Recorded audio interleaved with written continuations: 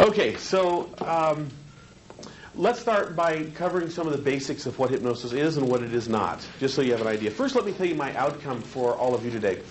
For those of you watching this on tape,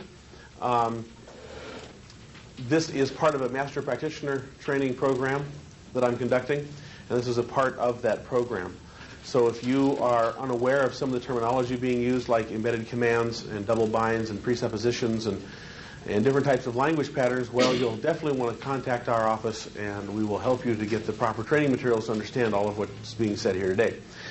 For the rest of you here in the room, I'm going to right now give you the basic idea of what I'd like to see you do by the time today is over and by the time the next day is over.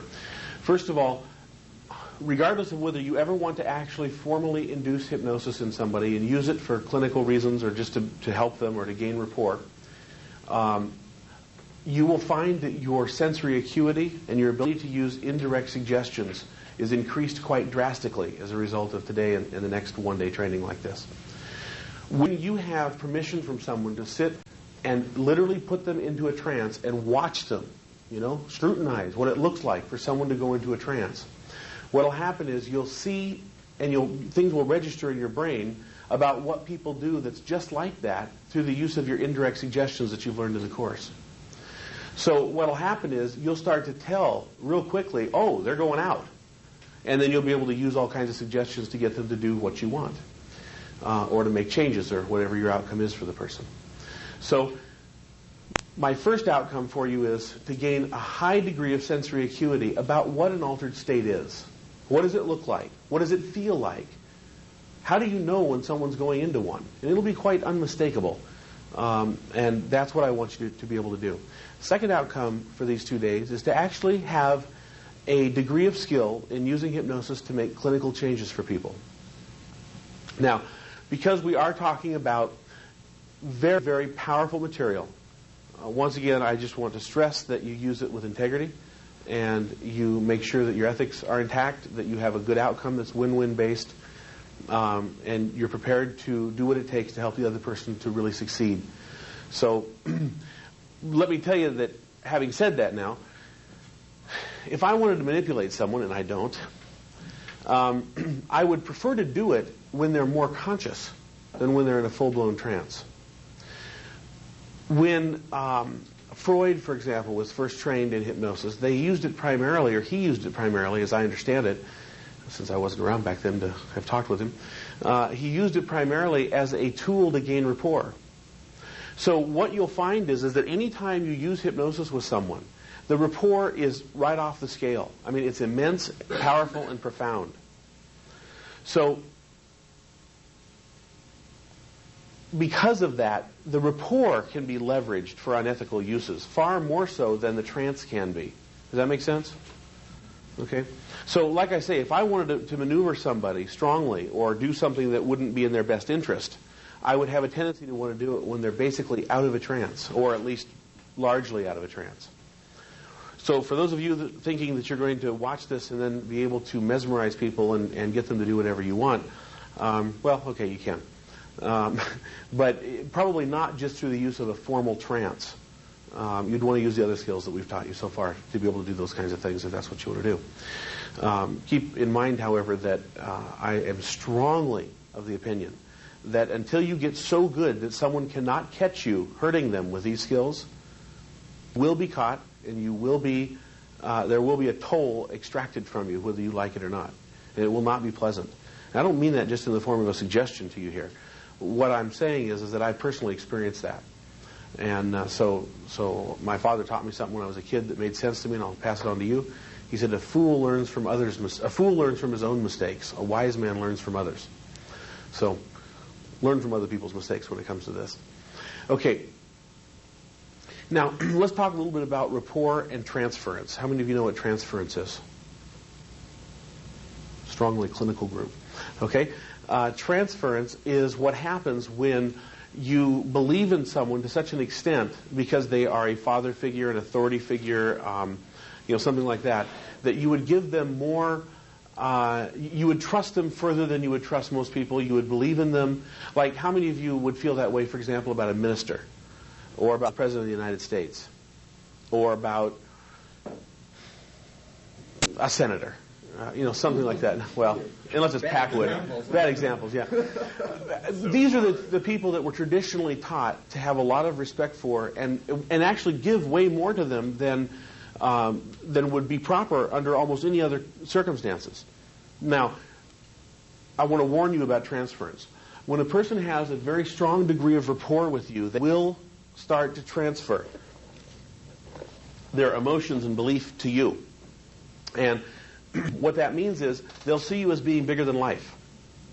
They'll see you as having more power and credibility than maybe you really do.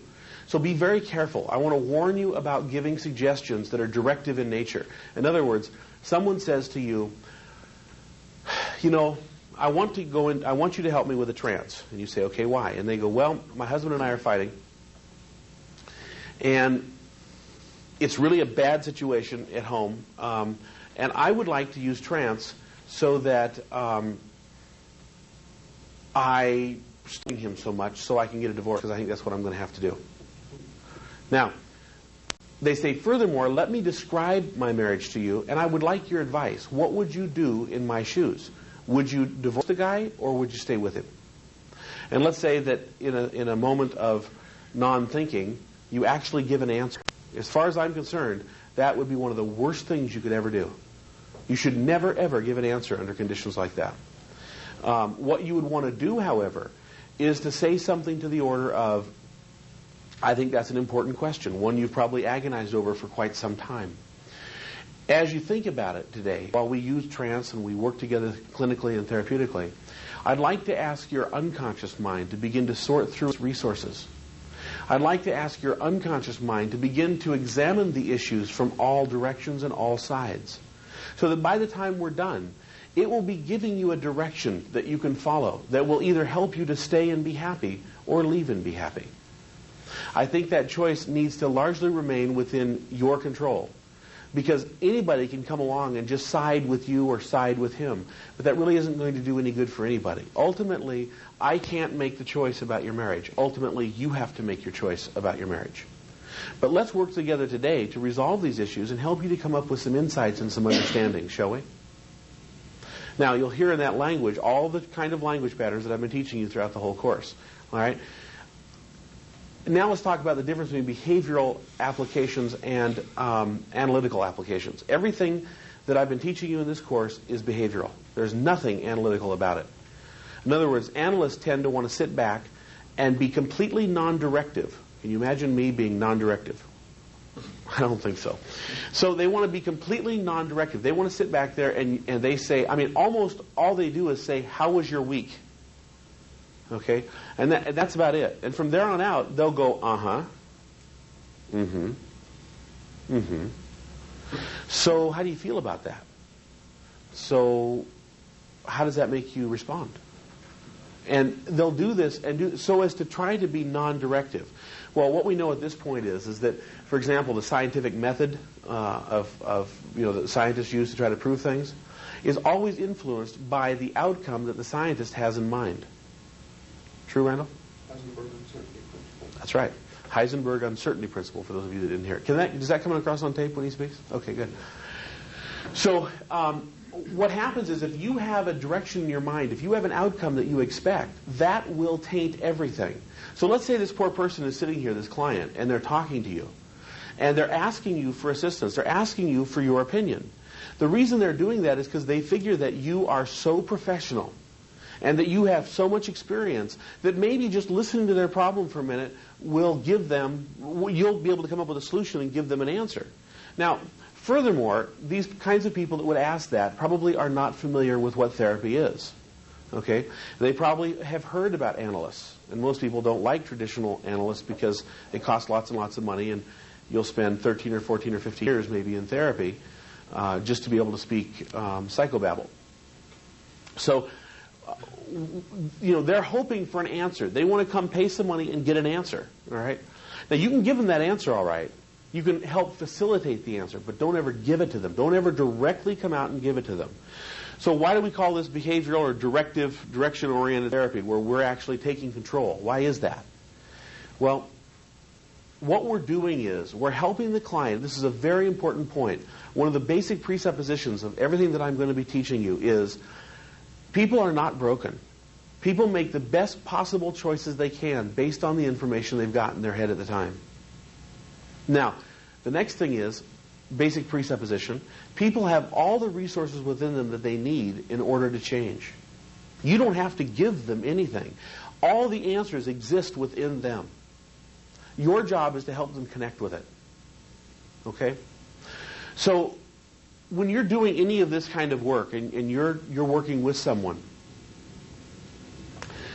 I want you to remember that you're looking for resources. You're looking for ways to connect them to the answers they need and the solutions they desire as you go through your work with them. Never, ever, I cannot stress enough, are you ever to give direct answers to questions as in, well, if I were you, I would get a divorce, or I would sell the business, or I would do this. You're opening yourself up for a very serious lawsuit should you ever do that. Okay? Because what they're going to do is they're going to come back and say, you know, I was told to sell my business. My therapist told me that. And I did it. And as a result of selling my business, I lost everything I owned. Now, this person wasn't a business consultant. In fact, they're not even a licensed psychologist. And they acted with authority towards me, and I believed them at the time because I was in therapy. There are those of us in the room who have had very horrible examples of therapists that have misused their skills. I know because I've talked with you. And maybe later on down the road, if it's comfortable, we can share some information on that. If not, that's fine too. But maybe we'll give you some ideas about what to look for in a therapist that's really acting bad. And what kind of things that I can tell you right off the bat are absolutely bad. For example, excessive physical touching in therapy is almost always bad unless you do some kind of physical therapy that you're licensed to do, such as you're a licensed massage therapist. Or you are a licensed, what do you call it when you help someone recover from an injury? Physical therapist, okay? Or you're a licensed MD, or a licensed veterinarian, as the case may be. No, I'm just kidding. But in general, in other words, there are certain kinds of things that I've heard of that have been abused severely that are called bonding type exercises, where therapists would ask you to hug them or actually snuggle with them or lay beside them in a suggestive manner, all under the guise of bonding. Because if you're bonded with this other human being, they'll have a far greater chance of effecting a very powerful therapy with you. That's very true. They will. So will a lover. So will your husband or wife. They'll have a very good, how many of you have had a problem or a real success as a result of your husband or your wife or your lover or someone very close to you physically like that because of a suggestion they've given you? So, if you think back about it, something like, damn, I'm so sick of you snoring at night, can really give someone a complex, when they first wake up in the morning and they're not fully awake, let's say. Or something like, you're the most incredible human being, I'm so glad I married you, after you just made some enormous success that pleases both of you. So those kinds of things have a drastic impact on people.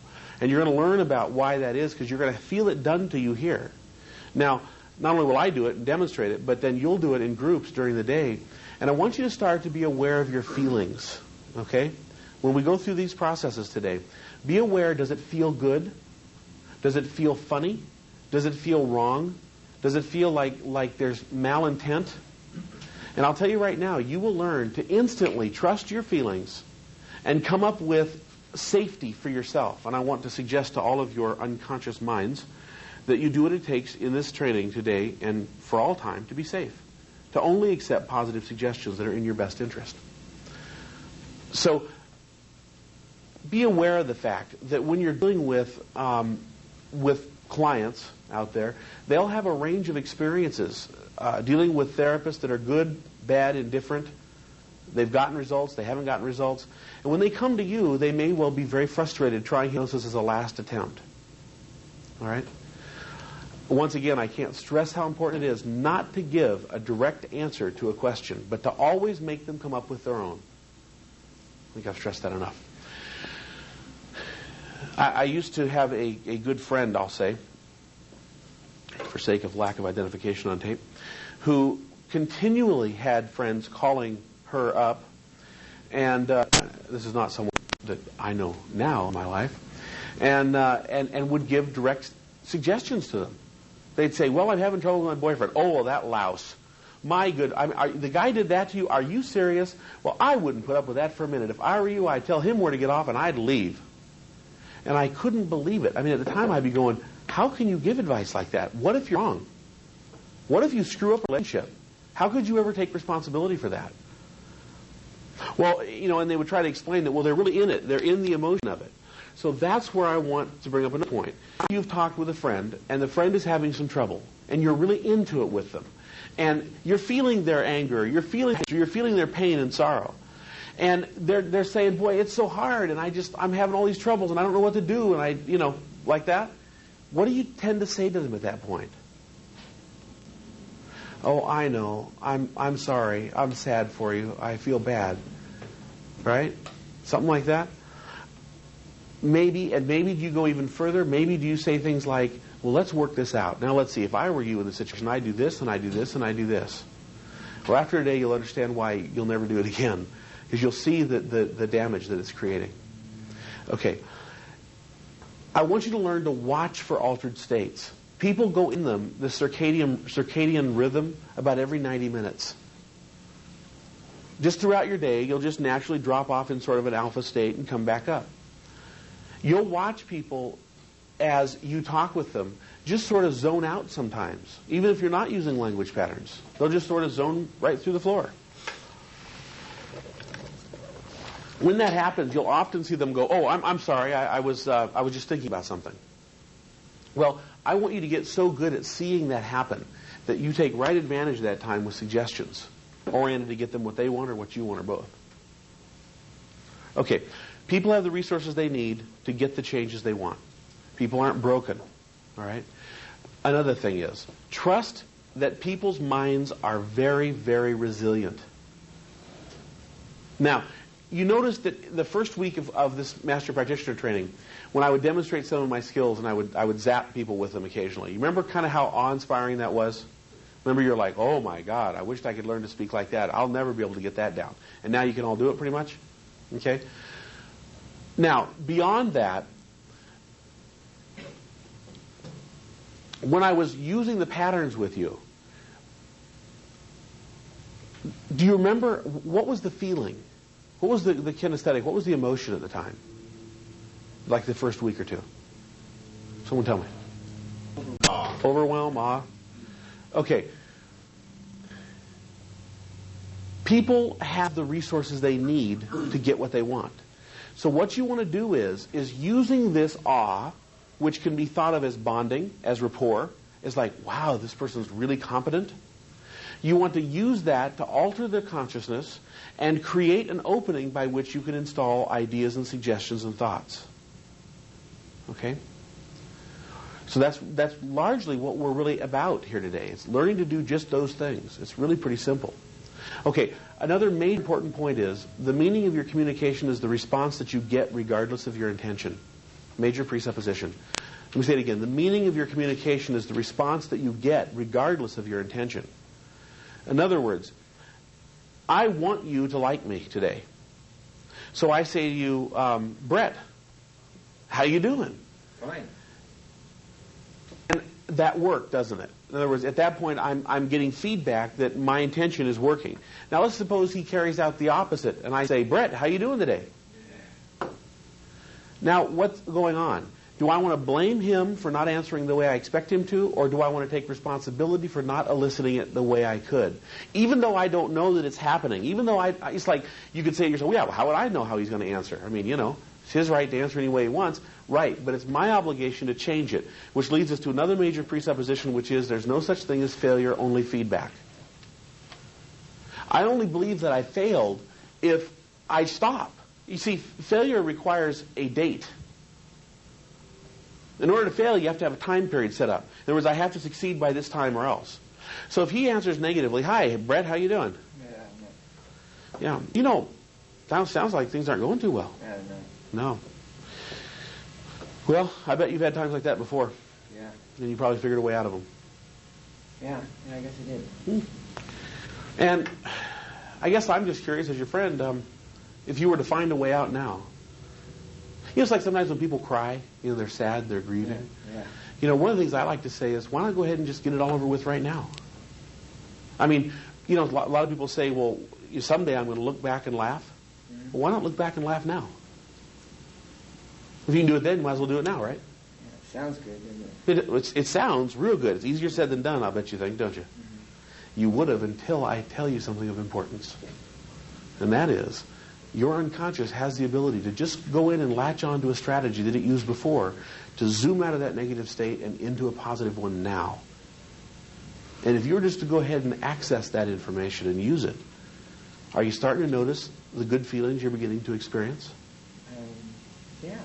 Good. Kind of. And not as much as you will be soon, huh? Yeah. Good. Yeah. Thanks, you're a good friend. Yeah. Okay, so you follow what's happening? The meaning of my communication is a response that I elicit regardless of my intent, and there's no such thing as failure, only feedback. Yes? How do you do that with a person that's a mismatcher? Because I try to do that and I run into that. Yeah, and believe me, I know about your mismatching problem. So you got a good one, just like I do. So what you want to do is say things like this. You know as well as I do that your unconscious has before gotten you out of, emotions like this and made you feel better. However, I believe you're probably totally incapable at this point of finding that strategy and using it. And the only reason I bring it up at all isn't to upset you or piss you off, so to speak. Okay, but that's a technical term here in the class. The reason I say it is because I'd like you to be able to do it if you want to.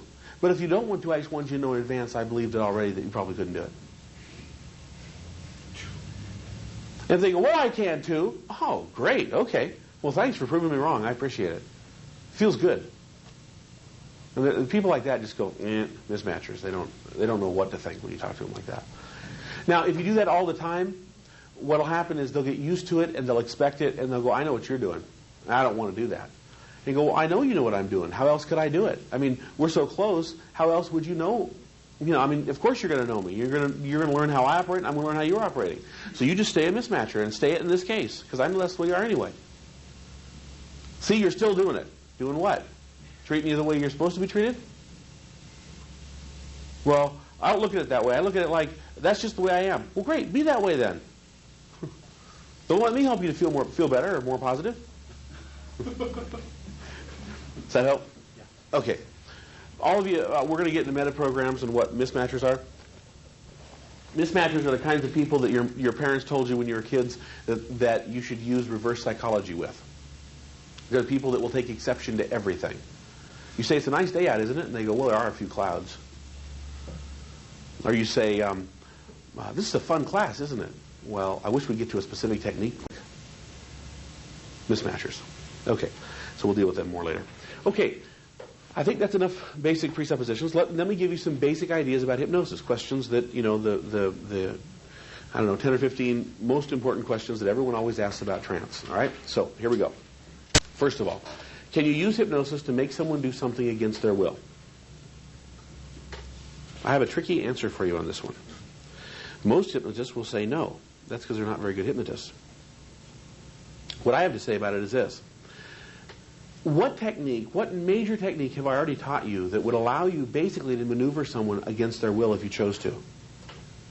Taught it about the second week in class, I think, maybe the first week. Not embedded commands.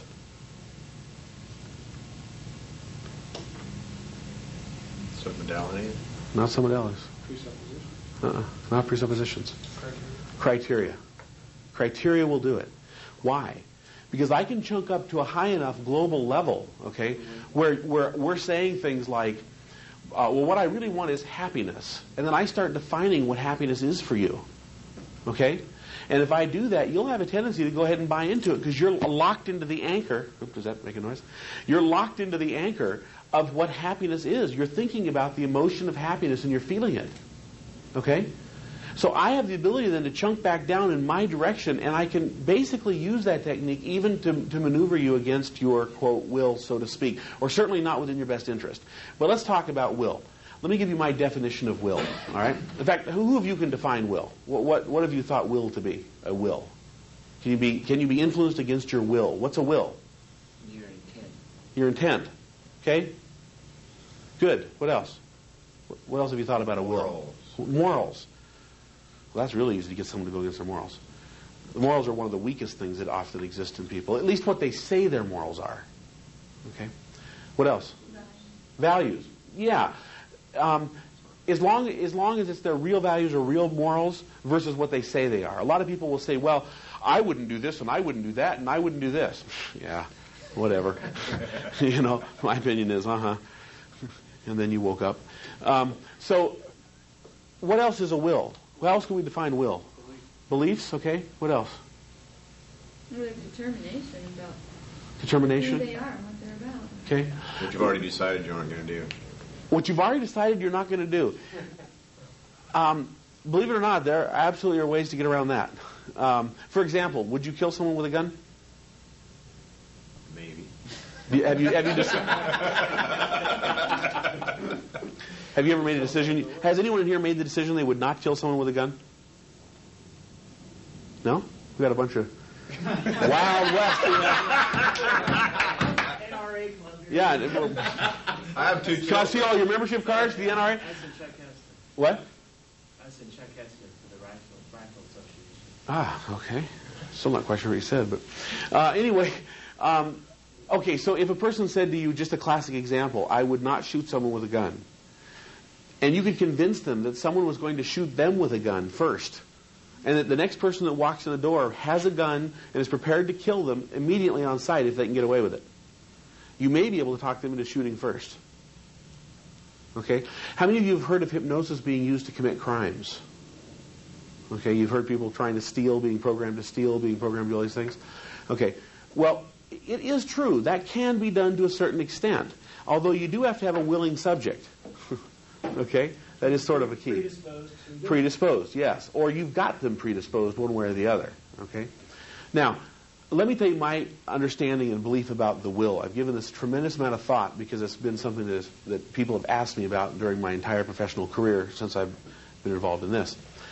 And that is, your will is your ability to manifest thought into some kind of reality. To the degree that you have what you want right now in life is the degree that you're operating on your will. Will is the ability to manifest your thoughts into some tangible reality.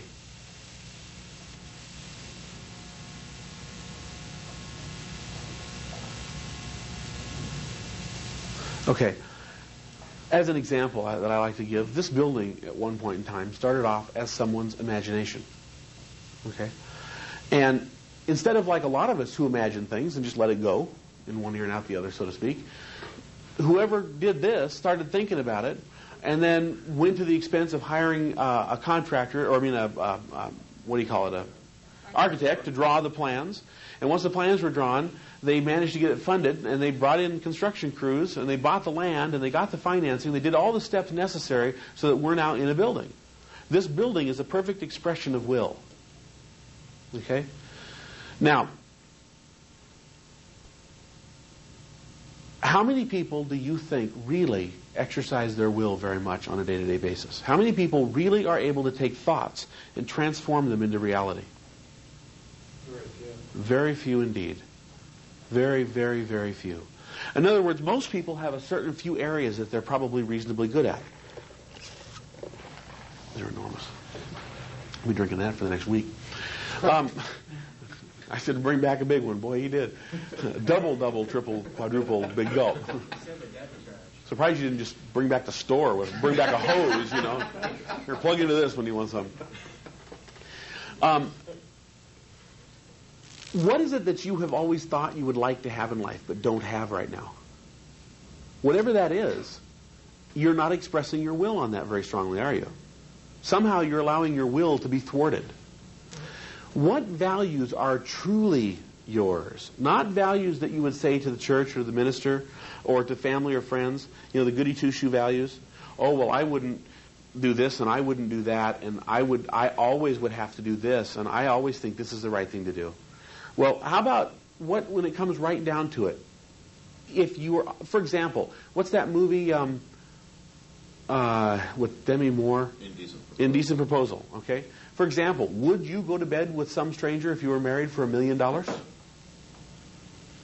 You know? Now, yeah, right now, I see people laughing here. It's like the guns. Yeah, sure, Kenrick. Who do you want me to kill? So, you know, in other words, if you've all seen that movie, if you haven't, I'm about to ruin it for you. If you watch that movie, you know, their marriage is in difficulty. They're financially, you know, up a creek. They've come there and gambled their last dollar. They were way ahead and ecstatic, and then they lost everything. And at this point, she's propositioned. Okay. They're down. They're desperate. They're destitute. They practically don't have enough gas to get back home. And now here comes along a guy that says, for one night with your wife, I'll give you $1 million. Well, interesting. You know, what would you do under a situation like that? So, what are your real values? You know, they say every person has a price. Well, what's your price? Now, that is the extent that you cannot be manipulated. To the extent that those are set in concrete, you've thought about them, you've, in essence, future-paced them in your mind, you have reviewed what may or may not come up that could cause you to break those values or beliefs, and you've decided that under no uncertain terms, you will absolutely keep strong to these values. In other words, you will not break them. These values are values you're going to keep, period. It's hard-pressed to make someone go against those using any form of influence or hypnosis or anything else. Okay? That's what's meant when people say you can't use hypnosis to make someone do something against their will. So I'm convinced that 99% of all people that you're ever going to run up against basically have no will. Their will has been thwarted by hours of television, by giving up their power to everybody else, including our lawmakers, by not standing up for their values and beliefs, by not going public on record with what it is they want and believe, by accepting failure or mediocrity in their life. They've programmed in a lack of a will. For those of you that are metaphysically oriented at all, and for those of you that not, just plug your ears for a moment and have amnesia for what I'm going to say. If you are studying any form of magic, what you're really studying is the development of will. One of the reasons that often traditionally Christian-oriented churches are opposed to that is because it strengthens you as an individual, and thus you do not need to have such reliance on some, quote, intermediary that goes between you and God. Magicians believe in God just as surely as any Christian does. They just believe they're the intermediary. Of course, I believe that most Christians today believe that they don't need an intermediary. Catholics need the priest, you know, to go between them and the Pope and God, or between God, or I don't know who it goes between that. I'm sorry for any of you. If you're Catholic, let me know how that works. You know, but what? Yeah, in other words, you're not supposed to pray directly. You pray, you know, you confess, and then those are taken for you, you know, in one fell. I guess, do they do them like all at once? Like once a month, they just go carry them all there? Or, yeah, batch processing. Or I don't know how they do this. Otherwise, they'd be stuck a lot trying to get all everyone's sins taken care of. Bandler had a great idea once. He said he was going to have video absolution. So you could buy a video for a few $1,000s, and every time you did something wrong, you just watch the video, and the Pope goes, I, you know, forgive you for your sins. Go forth and do no more. Say 10 Hail Marys. And, oh, that'd be kind of interesting. I'd like to market that. In any event, the idea behind being able to get someone to do something against their will. Oh, I was speaking of the metaphysical aspects of this. Metaphysicians or people who work magic are attempting to strengthen their will, to strengthen their constitution. And most Christian churches don't want them to be strengthened. Most of them want them to be powerless. And that's why you hear powerless language in churches. Like if you hear, you'll hear Christians that are having trouble in life, standing up in church or saying to their friends, well, God's testing me. And if they're having a good time in life right now, they're making money or whatever, God's blessing me. Well, I'm not, believe me, I'm not, one to second guess God. However, I do think in my own personal beliefs that God has plenty of other things to do besides run around and go, well, yeah, let's test you. Okay, let's screw over his life for a while and make him miserable and unhappy. I'm sorry, I don't buy that. I think God put us here to learn to have will and to learn to control our lives with all the talents and skills he's given us. And to the degree that we're doing that, we're going to be successful here on earth. Recognizing that there's ultimately, someone we should be looking to. So I don't say that to digress too far, but to simply say that this is what the will is all about. The will is about being able to control your life and take charge of the direction you want to go in, instead of going willy-nilly from one place to another, being blown like a leaf on a stream. So therefore, when someone says to you, when they sit down, a client, and they say to you, well, now wait a minute, you're going to use hypnosis. Can I be made to do something that I don't want to do? Will I bark like a dog or cluck like a chicken or something like that? You can, which is what I choose to do with all my clients. I tend to say, nope, you're not going to bark like a dog or cluck like a chicken, because those are done in stage shows. And this isn't a stage show. Here we're not doing it for the purposes of entertainment. We're doing it for the purposes of helping you to make a change. Have you ever seen a stage show where they've done those things? And you're in luck if they have. Oh yeah, I've seen that. Isn't it amazing? I mean, could you believe for a minute that normal people will actually do that kind of thing? Bark like dogs and cluck like chickens? Yeah, it really kind of freaked me out. I mean, I was wondering if they're just playing or if they were really, in some state. Well, it'll be interesting. You tell me when we're done. I think you'll find that it's a very normal state. And yet it is one that's very powerful. One that will allow you to make changes fast. And it's okay to make incredibly powerful changes here today, isn't it? Oh, yeah. Have you decided the chair that you'll soon find yourself sitting in and going into a deep trance in? The one that will enable you to start the process of change now? Oh, you haven't? Why don't you go ahead and just pick one and then sit down all the way into a trance? Yeah? Some good language patterns for you there. Okay? All right. So we can't influence people against their will. Most people don't have one. So therefore you can influence them. Therefore you can influence them to do most anything. Therefore be ethical and ask yourself, would you like to be influenced in that way if you were the one sitting in the chair? A good example, the very first client I ever had in my hypnosis business was a very, very attractive lady who, very professional, called me on the phone and said, I saw an ad. I understand you do hypnosis. Yes. May I ask what you'd like to do it in regards to? Well, it's real private. I'd like to speak to you in person. Okay. Sets up an appointment, asks what I charge, comes in at the appointed time, is extremely attractive, very professional, sits down with a relatively short business skirt on, which in my nice, big, comfortable chair manages to become much shorter than it might in another type of chair. And she proceeds to say, she says, now this is all confidential, right? And you are a therapist? Yes, to both questions. Okay. It's my first clinical session with a real paying client now, right? She says, well, let me tell you, I'm pre-orgasmic. My fiance and I are planning on getting married here in a few months, and I am not capable of being satisfied. And she said, I'd really like you to help me with that. And I'm like, what specifically would you like me to do? What did you have in mind? I'm curious. How can I use these great skills of mine? Skills that I haven't even told you about yet. Yes, indeed. So, I'm thinking to myself, man, this woman has really come into my office and put herself totally at, she's completely opened herself to me, and I better say something that sounds intelligent. Because I was probably turning every color of the rainbow. My tongue felt about yay thick and wouldn't speak. And I managed to meaningfully nod and say, oh, that's, I can see how you'd like to change that, yes. And she goes, well, will hypnosis help me do it? So I say, if it would, please, can I watch?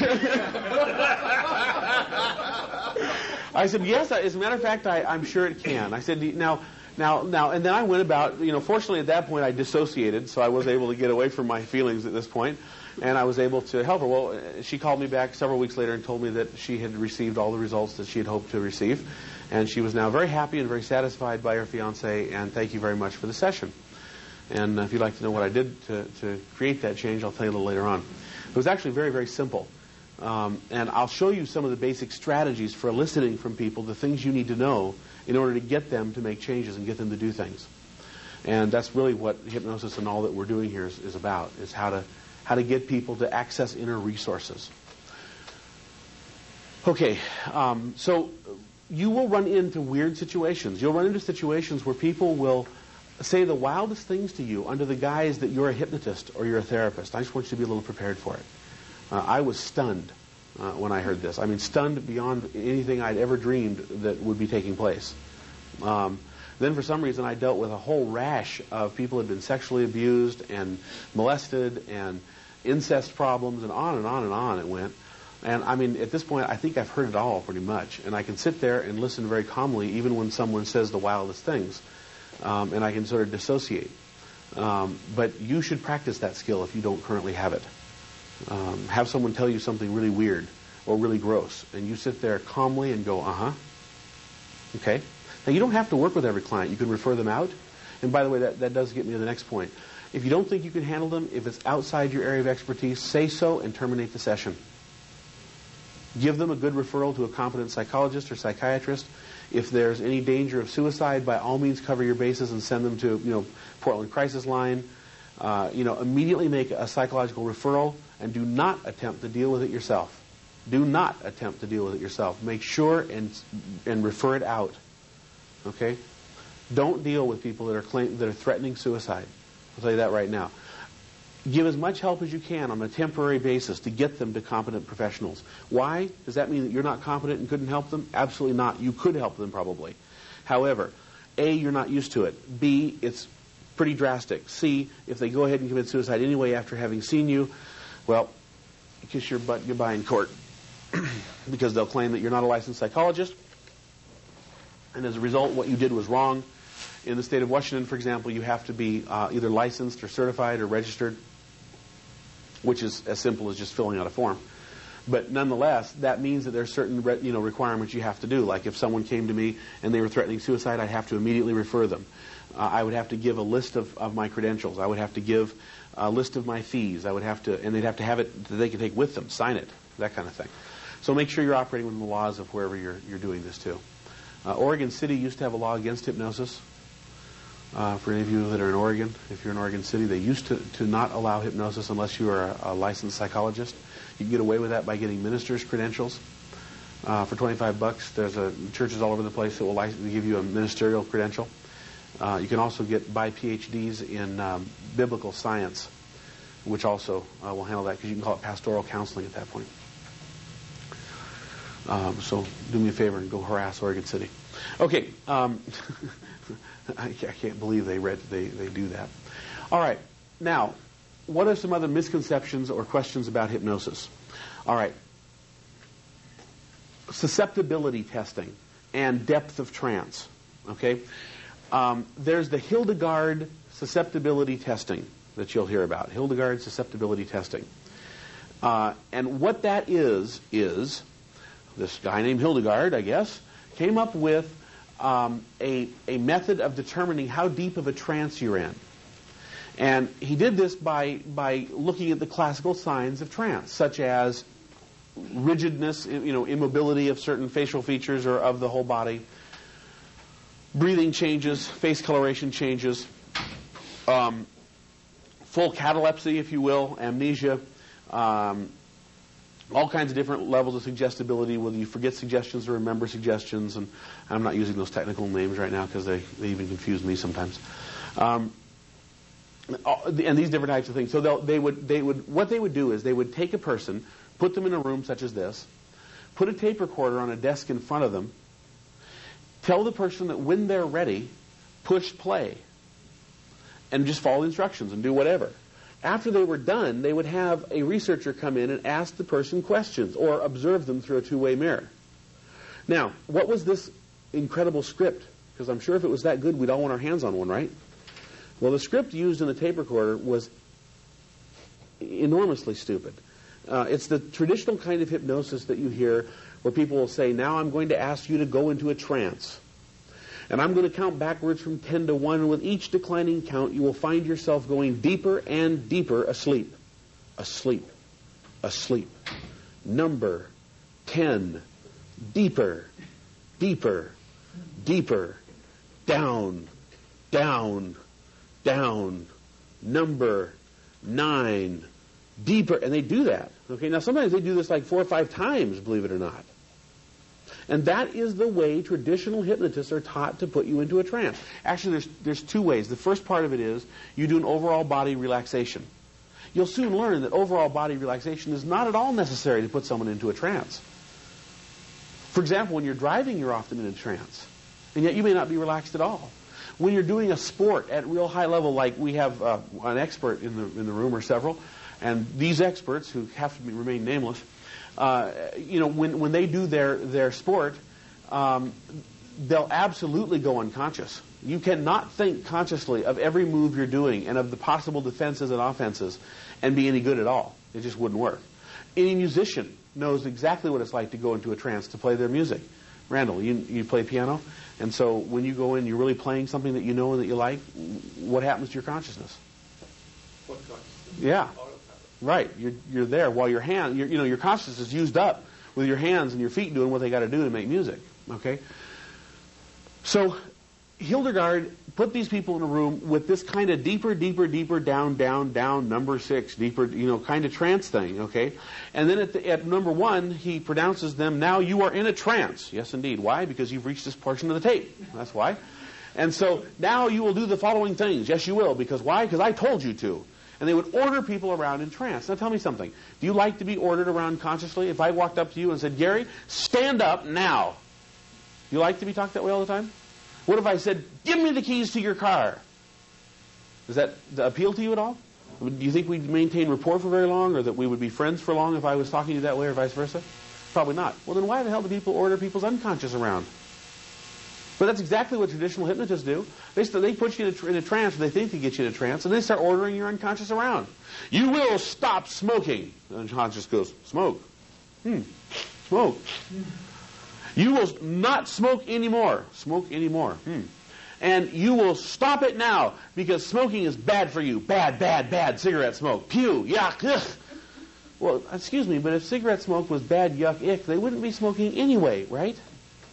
So they don't think that way, and they don't like to be ordered around.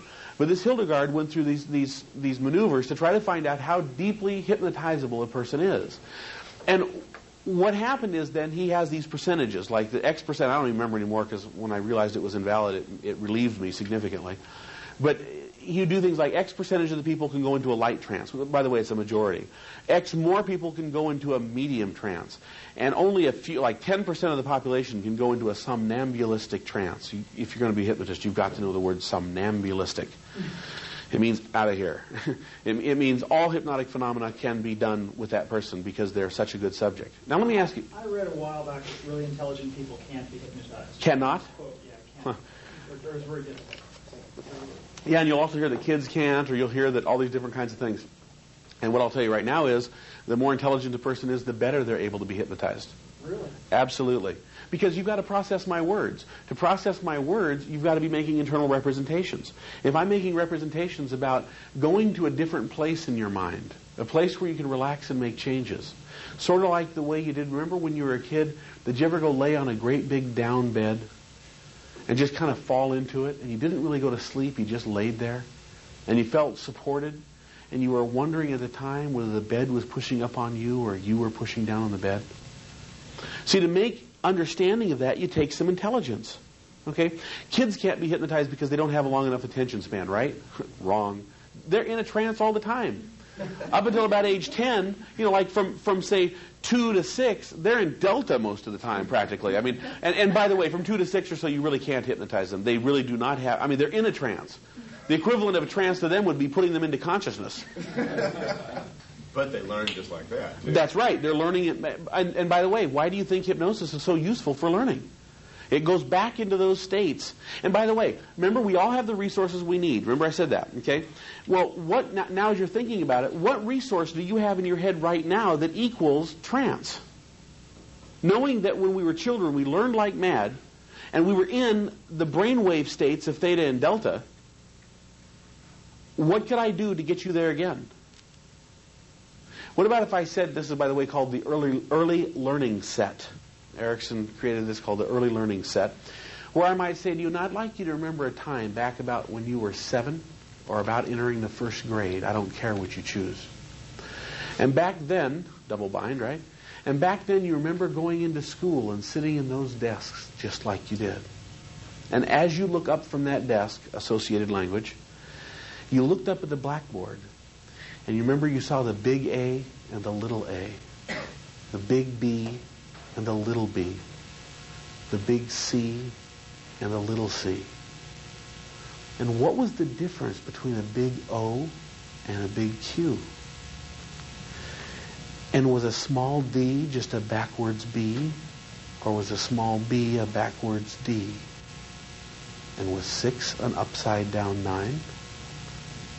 And back then you had to struggle for every letter that you wrote. And you'd write them painstakingly in your shaky little handwriting. But as time went, you learned how to take those letters and form words. You learned how to make words follow your thoughts. And soon you were writing whole sentences and expressions of thought as if you'd always done it. And as you remember that now, your unconscious, good suggestion, can enable you to learn just like that now.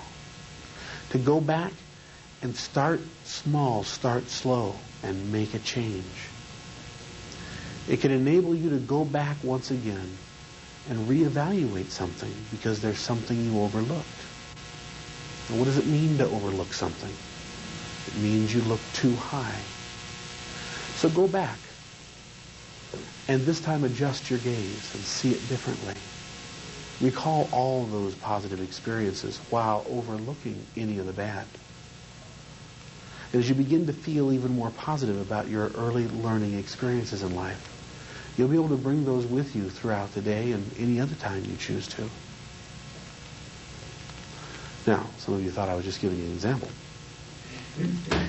Why don't you come on back whenever you're ready? Now, did I ever have to say one thing about trance? Did I ever have to say anything about relaxing? Did I have to count? Did I have to order you to do anything? All I did is bring up ideas that would make you remember in your mind things that would tie into those resources. Now, how long has it been since you guys have thought of that kind of thing? Have you ever thought of it that way? Until I just did it, maybe? Maybe you have. Okay? What an enormously powerful resource. And see, I could have gone on and on. So, by the way, that early learning set is a darn good induction or deepening type thing. All right, back to Hildegard. People with, by the way, this is called fractionalization. We'll talk about that later in stacking realities. Hildegard tried to come up with these strategies for telling how deep a person was. And I want to say to you, as if it matters, because it does not. You are in a plenty deep trance right now for me to affect any kind of change I would want to affect with you. Notice how you're sitting still, how your face is pretty, your blink reflex has pretty much stopped or slowed way down. Your breathing has changed. Your face coloration is changing. You're basically immobile. Okay? So all these are signs of trance. All right? Now, you're plenty far enough there right now for me to start any kind of work I want to do with you. All right? So what then does it make a difference about depth? What is this thing about depth, how deep a person goes? All right, what that is learning to identify with the state of consciousness that equals trance. So that means we have to define trance, which is a real trick, since even government can't define trance. They also can't define subliminal very easily. That's why subliminals are not illegal, contrary to what you might believe. They're publicly regulated, privately regulated, not governmentally regulated. Okay, usually. Like in the movie industry, they used to flash, eat popcorn, drink Coke. All right, well now they won't rent movies to theaters that do that by and large. It's not illegal, but you just can't rent movies if you do that kind of thing. So why don't we take a whole different approach and just shine a light on the screen that's about 1 candle power above the ambient light in the room that says drink Coke, but nothing's flashing. Chew on that for a while. Anyway, we're off the subject. So what happens with depth is you begin to identify more with one kind of experience, with a trance experience. And a trance is defined as something different than what you normally do. That's the easiest definition for trance I know. Some different consciousness than you normally do. For example, are you in a different state of mind when you ride a bike versus when you drive a car? Sure. How about between either those two experiences and reading a book? Now, which one of those 3 experiences is a trance then? They all are. Okay? A book is a trance compared to driving a car, which is a trance compared to riding a bike, which is a trance compared to making love. Okay? All of these different emotions and experiences are radically different. And therefore, each time you go into a different one, you have to change your consciousness in order to go there. All right? Trance is often defined then as a shifting of your orientation or of your attention from the external environment, which is where most of us are paying attention, to the internal environment. All right, and that's what we're going to learn to be doing. Now, next, can you hurt someone in a trance? Well, yeah, it's possible. If you scare the shit out of them somehow, I mean, you really, really abuse them, you scream at them, you recall some bad anchor they've had in their life. But basically, I want to tell you this. You cannot hurt someone inside of a trance. The brain is very, very resilient. So don't worry about, are you doing everything perfect and is it right and all this kind of stuff. Just do the best you can. And what you'll find is that people's brains are extremely resilient. I remember I said, do you remember at the first lesson when I would do this stuff to you and you were like, wow, okay? And you thought it may be having a permanent impact? Like, oh my God, what's he programming into us? Right? All of you have an idea that maybe I was doing something that would last? Well, it would have back then, because you didn't know how to deal with it. But now, could we banter? Could I play with you with language patterns and you not even give a second thought to the fact that it's going to be permanent? Now, if I looked at you and said, this is permanent, you might begin to wonder. Okay? But other than that, if I'm just playing with you, can't you now defend with language patterns just as surely as you probably would have liked to the first week? Same goes for hypnosis. Once you understand the state, just trust that everything's going to be fine. You know, some people are they don't have their handle on commands very well yet. And they'll go, you don't have to feel bad as you go into a trance now. And you go, that's right, I can feel good, idiot. In other words, your own mind will defeat the negative suggestions. And that's something that I would just install. Now, in my mind, I see a little filter right about here. Okay? And I imagine any suggestion being given to me comes through that filter. And the filter weeds out any negativity. That's what I do. So you guys come up with your own if you'd like, but that's a good idea. So feel free to just really go after it. When you go to do trance with someone, just do it. Do the best you can and give it full shot. Go full tilt boogie. Yeah. Kenrick, doesn't that work the other way around? I mean, sometimes aren't we trying to make a permanent change? Does that mean that that it won't be? Yeah. Yes, making a permanent change is hard, or else we could all do it at the drop of a hat. We could say, you know what, I don't like this behavior in my life. I'm not going to do it anymore. And we wouldn't need New Year's resolutions or anything. We just change. So yes, that's a great question. I think that's the first I've ever heard that question like that. That's good. Yes, it is difficult to make a permanent change in someone. So what do you have to do to do that? You have to light bells under them. You have to motivate them. You have to put a fire under their tail. And how do you do those kinds of things? This is called utilization principles, by the way, of Erickson's work. Necessary for a trainer to have. What you want to do is link it to other times when they've made permanent changes. You want to bring up those kinds of resources. You want to talk about making permanent change. You want to ask them questions like, when you've changed before, was it hard or was it easy? Oh, it was really hard. Well, do you think change is going to be hard again? Yeah, I'm afraid it is. All right. Well, does it need to take a long time, too? Well, it does. And that's the problem, is I can't really afford a lot of therapy. I can afford maybe 6 or 8 sessions is all. All right, how about we do this? How about I give you homework to do that will make it so hard on you that it'll be as if 15 or 20 sessions have gone by in just 6 or 8. I mean, I'll make it really hard on you so that you can change within this period of time. What do you think? Okay. That's, by the way, again, using utilization. Fitting into their beliefs about the way change will take place. Do you think you'll change a lot all at once, or you won't change at all, and then all at the end you'll change, or you'll start to change? How do you think the change takes place? If they say, I really don't know, I don't have any idea, you might just ask them, well, go back to a time in your life when you changed. Is there any major change you've made in your life? Did I pick up that engine real well? And then just listen for a moment and see what they have to tell you about that major time in their life. And then you can structure your stuff right around what they're telling you. Can you help them change how they think change comes about? Yes. You bet you can. Real easily.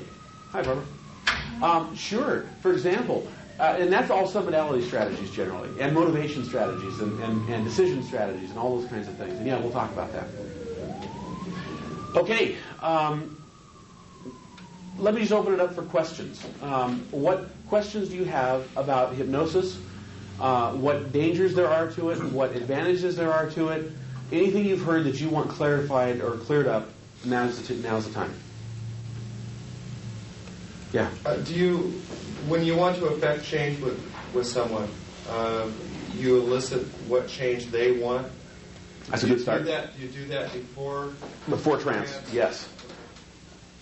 So we're here together today, and you've come to see me, and we're going to work together to help you, and I need to know what I can really do. If you could leave here today with what you really want, what would you have? Oh, I wouldn't be manic depressive anymore. I wouldn't be suicidal, and I would be a raving sex lunatic. Okay, great. Well, I can't accomplish that for you probably all in one session. But now that I know where you're headed, go see a good therapist and come back. Okay, now, but you see what I'm saying is I would find out what they wanted. So often a person is going to say, well, I've got a phobia.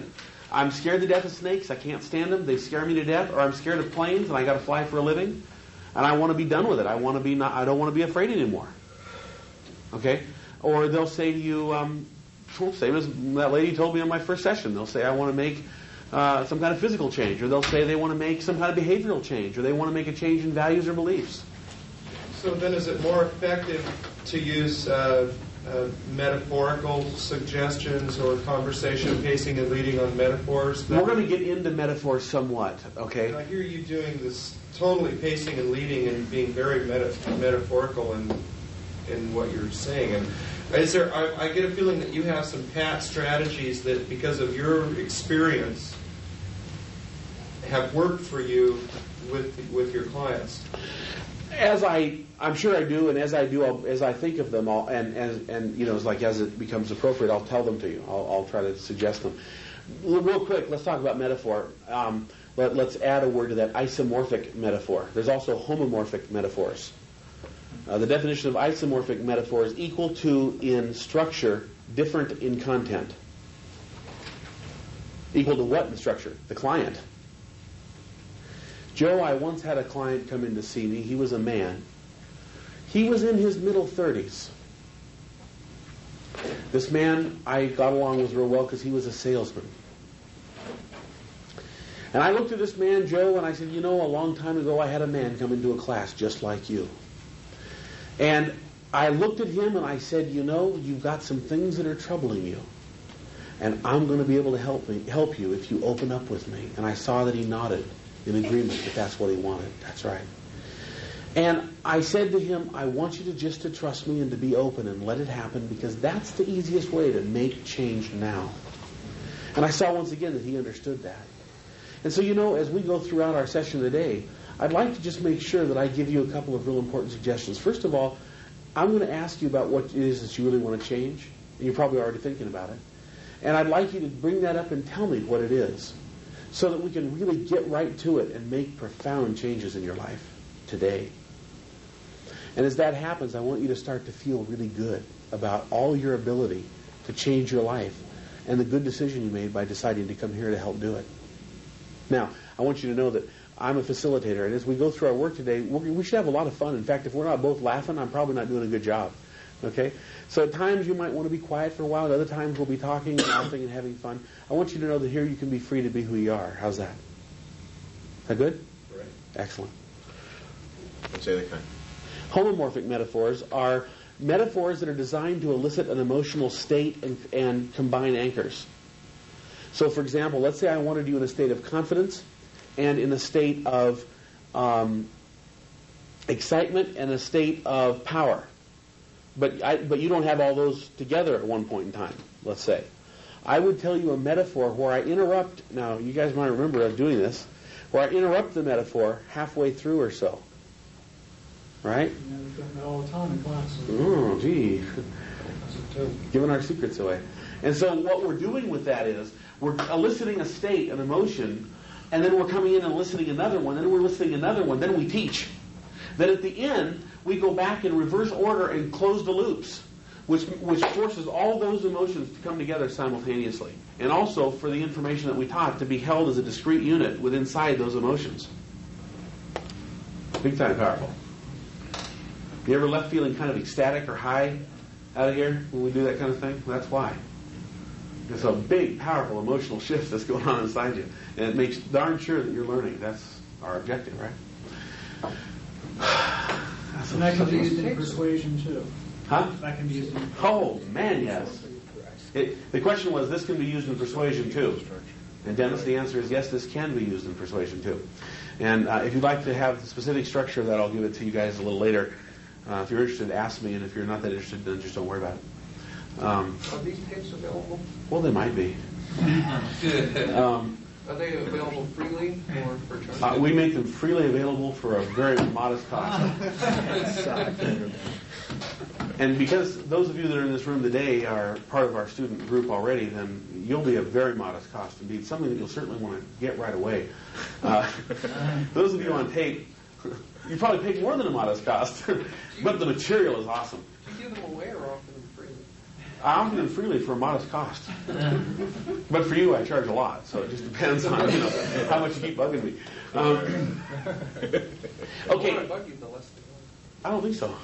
For some reason, my consciousness, the more you bug me, the more it costs. And for all the rest of the room, too. Now, who wants to shut Randall up? Okay. Yeah, John does. Shut up, Randall. Okay, now, but I was on a roll telling you about, metaphor. To answer your question. Isomorphic metaphors are like I just did with you. Okay, now that's pretty blatant, isomorphic metaphor. But I equal the structure, and then there's many options I have. I can resolve the metaphor. In other words, I can give you the solution, metaphorically, to your problem. Or I can not resolve it. I can say, and you know, Joe, I never did know what happened to that man. That was the last I saw of him. You've done a couple of things. You've also used this metaphor to create a real powerful bond. rapport. Why? Why does it create a rapport? Because you're using a metaphor which identifies that I can identify. Which unconsciously goes, oh, he must be talking about me. Yeah. Wow. Is that zapping your ears when I do that? Does that zap your ears? Okay. No. I love when we're being filmed because I can turn to the cameraman and say, now, with headphones on, you can hear me much more clearly. And I can just talk real low like this. How many people here? Do you want a chair to sit down? Okay. What? How many people hear or get this stuff if they're not trained? How many hear or get the stuff that I'm teaching unless they're trained? That we're learning. Okay, for example, if a student were to buy this material having not gone through the other things that we've trained, they would get enough to be awe-inspired. They would go, my God, this stuff is profound. There's so much there. But I've got something, won't you? But I've got something that's really useful, don't you? But they'll have a funny feeling. It's like, wow, how am I going to learn all this stuff? Sort of probably like you guys did the first week. So in essence, this is sort of a somewhat advanced training. It's designed for people who have a basic background in this. I mean, if we use it with clients with business or therapeutic, or are they going to Ask me a direct question. Ask me a specific question. If I'm using metaphors with a customer, yes, are they going to notice it? You know, it's like Johnny Appleseed. How many people knew that he was really sowing apple seeds all over the country? Mm-hmm. See, they couldn't tell at first. All they could tell is that something was planted deep within. And it didn't take root until later on, and then it began to grow and blossom. And it really made a difference throughout the countryside. I think he can be credited to having a big impact on our country. So I would suggest to you that there are many useful ways to look at what you're asking me, and I think you're unconscious and come up with several. Aren't metaphors like that used all the time in business? Mm-hmm. They're called analogies. Yeah? You bet. Analogies are used all the time. And what did I just tell him metaphorically? He said, can I use metaphors in business? You said yes. And I said, yeah. And the reason why is at first they don't even know you're doing anything. But later on they take root and they grow and they blossom and they turn into something of power and substance. Yeah. That fun? Yeah. You learning something so far? Okay. Any more questions about hypnosis and what it is, what it can do, what it can't do? Yes? The question that I have is that I seem to feel that for myself, that the more that I learn about this, the more resistant that I get to someone doing it yes. to me. Yeah. Now, and I also feel... Well, part of that's because you don't really trust them yet. That's it. In other words, you believe in your skill, but you're asking them, hey, do I believe in yours? I mean, I know what I can do, but what can you do? The first time I was in a hypnosis class that Grinder taught, he said break up into groups, and there was this guy who said, well, yeah, I'm a master practitioner. I'll just work with you if you'd like. I know all this stuff. And he promptly sat down and he began to talk to me like this.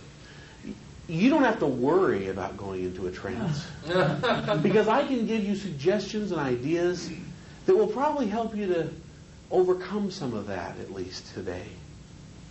And I'm like, within 30 seconds of him opening his mouth, I'm disgusted by what I'm hearing. And he proceeds to get worse and worse with his... Finally, I said, that's it. I opened my eyes and I said, look, would you do me a favor? He goes, what? I said, stop using negative commands on me.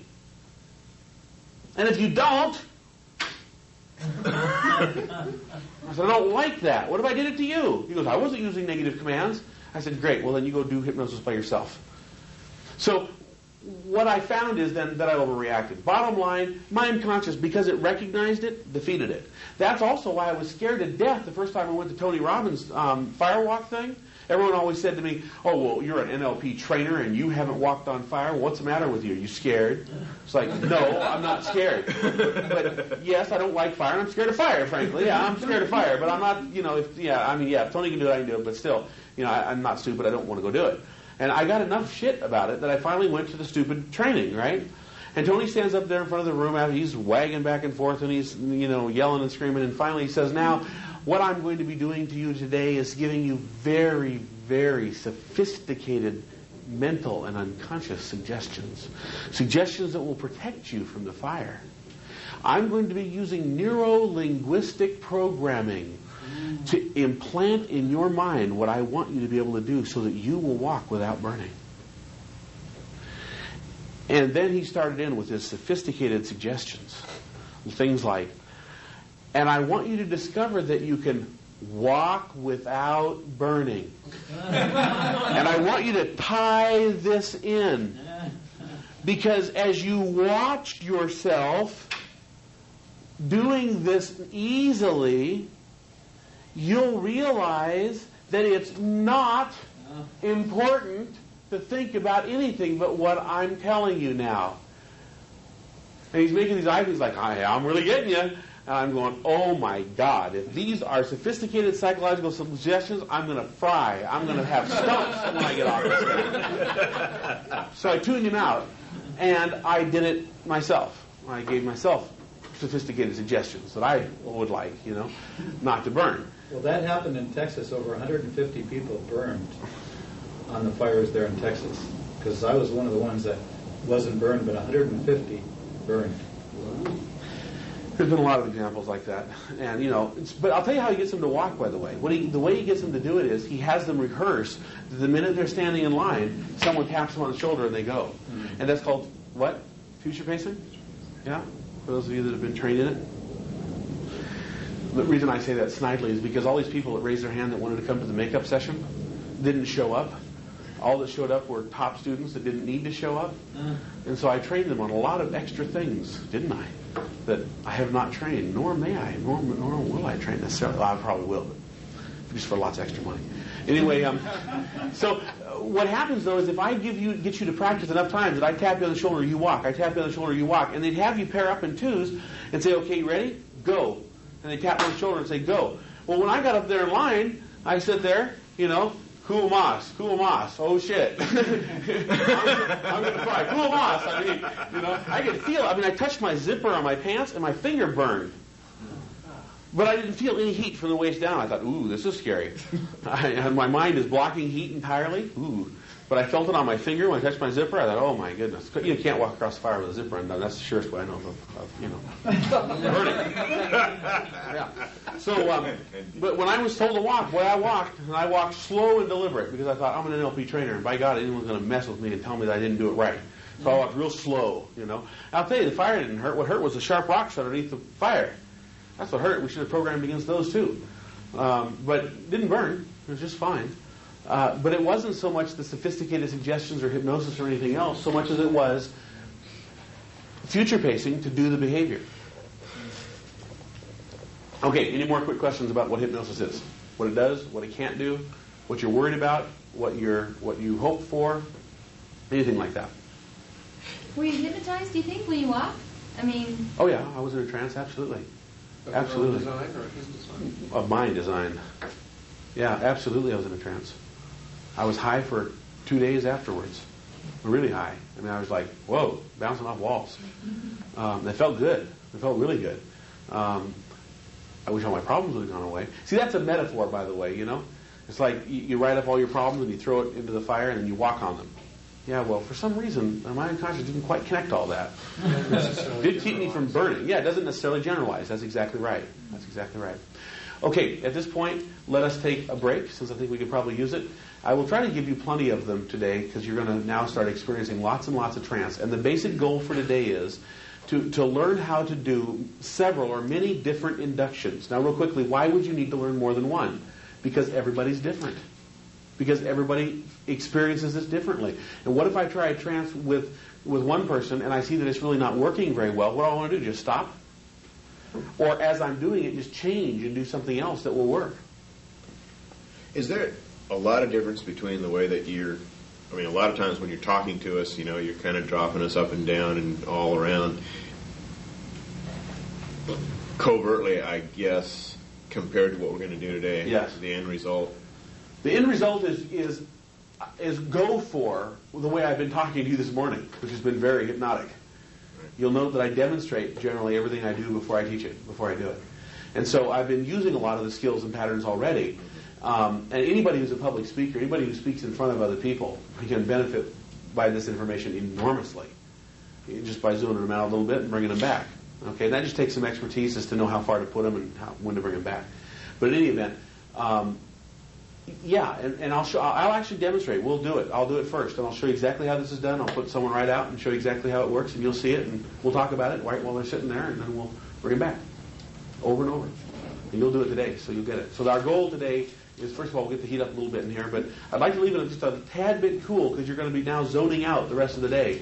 So I don't want you zoning out just because you're tired and because of the heat, you know, that kind of thing. The question about the idea of people not being able to remember. Amnesia.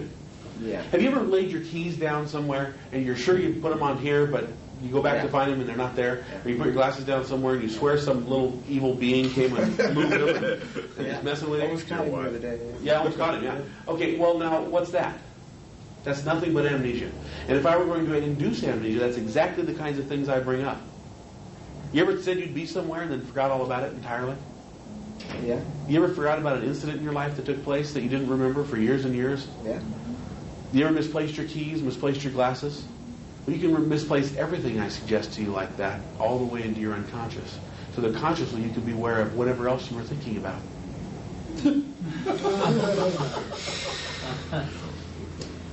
And you can misplace them right into the areas where they'll do you the most good, where they'll have a permanent way of helping you to accomplish the goals you have in your life. So go ahead and let them go there now, and remember anything else you were thinking about. Because I do think it's important to remember to forget to remember. So let's go throughout our lesson today now, doing that with all that's gone before. And I think we'll have a very good and successful time together. That would be an example of using amnesia. And why would you use amnesia? So that people don't consciously evaluate all the suggestions and go, no, I don't buy that. I was just cause and effect. Let's see. A little switch pattern? Yeah, that's not really going to do it. You just blank their mind about it. And now all of a sudden they go, yeah, I don't remember what happened. That's right, you don't. It must be pretty powerful. That's right. And how long do you think you've been in a trance? You think you've been there 5 or 10 minutes, huh? It's been an hour. What does that tell you? A lot happened, didn't it? You have that sense right now? Yeah. Okay, so let's take a break for 5 minutes or so, just enough to get moving around, and then we'll get back started. Lord. By the way, for those of you that came in, okay, let's begin. All right, we're ready to begin the induction part of this. We're going to take lunch here. Probably the training goes till 6 today, so probably lunch around like 1 maybe. How would that sound? 1 to 2. Okay. Hi there. Sorry, I Sorry. got 2 other people. Oh, that's no problem. Everybody have their handouts and everything now that you need? Okay. Okay. Look at your handouts, if you will, and we're going to start with induction methods. Now, by the way, in every single induction that we're doing, you can use all the language patterns that you've learned to date in the training. Okay, they all work. And by the way, if you think of it, that's where all of the language patterns came from, is hypnosis, for this specific kind of work. Okay, we just modified them to make them accessible to normal speaking in business. All right, every time you work with someone in a trance that we do this, I'd like you to do something positive for them. Have some positive outcome. So ask them what they would like to have accomplished. And I want you not to make it real directly personal, as in, I want to overcome my anger, or whatever, okay? But what I want you to do is to make it like, pick something simple like, I want to be ecstatic about learning this material. I want to spend more time learning the material. I want to use the material more. I want to make this material a part of my everyday ongoing life. That kind of thing, yeah. When you set the positive outcome, do you set your outcome to have them get that specific thing, or just to have them change for what they want? How do you formulate that in your head? Which? I don't understand. If they say, I wanted to stop being angry, do you set your outcome on them not being angry, or for them changing from whatever they are to whatever they need? You give them in this case, well, traditionally, if someone comes to you and they have X presenting problem, you want to help them to not have that anymore and have what they want. Barbara, how do you say that? Someone comes, what are you trying to do? As a therapist, what are you trying to do? Someone comes with a problem, and what do you want to do with that problem? Do you want to resolve it, get rid of it, make it so that it's not necessary anymore, make it so it's a less than necessary choice, and help them to experience choice and something better, something more positive? How do you say it? How do I say it? Yeah. What do you want? Yeah. But I'm saying once you know that, he's asking, how do you formulate? What do you do once you know what they want? What in your mind happens? Well, since I actually do not use just NLP, I get rapport for sure. No, I'm not talking about the specific technology you're using. I'm saying, what happens in your mind once you get what they want? Do you? Strategy. Okay, you start going into strategies about how to help them get it. Okay, does that help? In other words, you start going into a strategy to help them to accomplish what it is they want to accomplish. And you may have a backdrop of a model. You may have a model that you have as a backdrop. Right. That you use and vary accordingly and modify your strategies. Right. That's how I do it. Yeah. That's not what I'm asking. Okay, what are you asking? Be I'm specific, asking- please. You ask general questions, and it's hard to answer. Ask me a specific question. You want me to be more vague? Yeah. When you set an outcome in your head, Yeah. do you set the outcome in terms of what you want yourself, or what you want for what they want? As a clinician, I set it for what they want, and I go after it voraciously. I figure out what they want, and then I go get it for them. I figure out how to help them get it. When it's in business, I figure out what I want, and I go get it. As long as they win too. Okay, let's move on. The first induction that's listed is called the direct authoritarian induction. That's really all you do is just order someone into a trance. So it sounds like this. Bill, close your eyes. Now. Do it. Go into a trance. Brent. Close your eyes. Go into a trance. Good. Now let's begin to do this and this and this. See?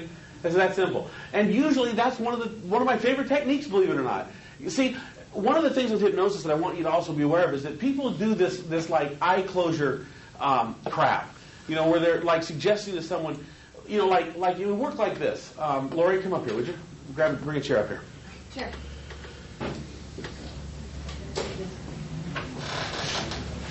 Or you know what? You could just sit by me here if you want to do that. That'd work. Well, fit. Or just come sit by me up here. What, Gerardo? No, Okay. All right. Now, so one of the things that people do is they'll have someone identified as the client, right? That's you, Lori. And they'll do things like, now, Lori, soon you'll begin to find yourself being sleepy. And soon you'll find you want to close your eyes. Now, I don't know when that's going to happen. And they go through this war of eye closure, okay? And they're like giving all these indirect suggestions, trying like crazy to get this person to close their eyes. Okay? And then they do the really stupid testing stuff like, now your eyes are stuck closed. They can't open. They're totally closed. They're glued shut. You can't open them. Try unsuccessfully. See, you can't do it. You're in a trance. Now go deeper. And to me, that's like garbage, generally speaking. Although I'll show you some of the testing methods and things. It is kind of fun. Okay, you can play with it. But in general, I don't do that. If I'm going to use trance on someone, I literally just tell them, okay, let's begin. Close your eyes. That doesn't mean that everything that goes before and after isn't also trance and I'm also not using my skills, because in fact I am. Okay? But there's this part, like Erickson once had this guy say to him, I cannot go into trance. Okay? I can't do it. I'm totally resistant to it. Everyone's tried. No one's been able to get me to do it.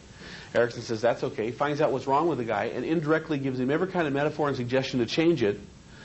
And then says, okay, well now are you ready to begin? He goes, okay. Erickson says, let's go into a trance. And the guy says, well, I don't think I went very deep. I don't think it worked. And Erickson says, that's fine. I understand. Next session, the guy comes back and says, I didn't go into a trance, but I'm really changing. I don't know how this is happening, but I feel totally changed even though I didn't go into a trance. Erickson says, well, that's very good. I want you not to go into a trance again then. And Erickson proceeds to program the snot at him, in advance of the trance, okay? So you can do all that kind of stuff. One of the great techniques for that, by the way, is you got the client sitting here, and you have the secretary or assistant or someone ring you outside the room. You pick up the phone and say, yes. Oh, okay, sure, yeah, have her wait. Oh, she wants to schedule an appointment. Okay, well, tell her that she has to do all the homework before she comes in. Okay, right? Yeah, we do expect the person to pay before they leave. Yeah, okay, fine. Well, how long has she had the problem? Okay. Does she realize that she has all the resources inside to make a change now? Do you think she knows that? Or is that something we're going to have to talk about? Oh, she does, okay. All right. And, well, I'm sorry, hold on just one second for me.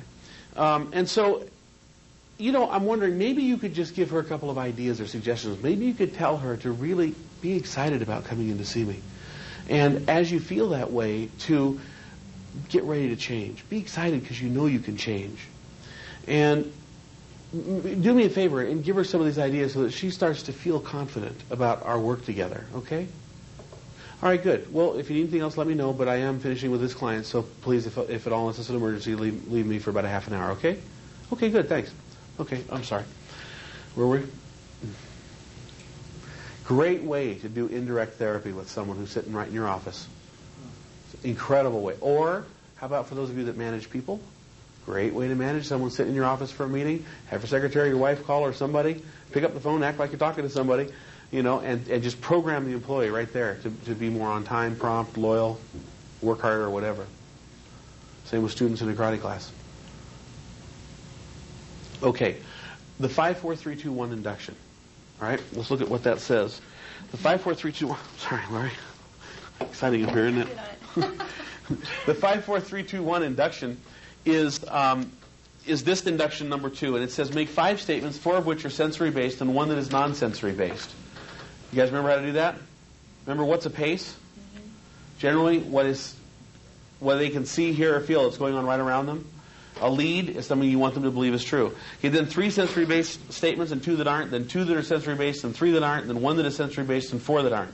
Believe me, that will really make someone go into a trance. Now, I'll demonstrate that, although I won't promise to hold absolutely true to the 5-4-3-2-1 pattern, because it's really, it's a mind scramble even to try to do it. But I'll give you the gist of it, and it works like this. So, Laura, I'm going to do that with you now, okay? And what kind of outcome would you like to have? What would be fun to be able to get as a result of working with me? We're going to keep it simple, like use this material more in your day-to-day life. Or remember, okay. Yeah. All right. Well, I don't get too deep. Let's see. Make myself subconsciously use what I've learned. Okay, that's great. Well, so why don't you go ahead and close your eyes? With your eyes closed, you can. So that is the beginning of trance, right there. It's as simple as that. With your eyes closed, you can see whatever you see. With your eyelids down, you can feel the weight of your body move. You can hear the sounds around you and my voice as you listen. You can feel your hands clasped together. And you can find yourself going more and more into an altered state, one of comfort and happiness. And as you breathe in and out, you're aware of the sensations of that breathing. The weight of your glasses on your nose. The thoughts inside your own mind. And you can relax more easily and quickly. And find yourself comfortably altering, just like you've done before. That's right.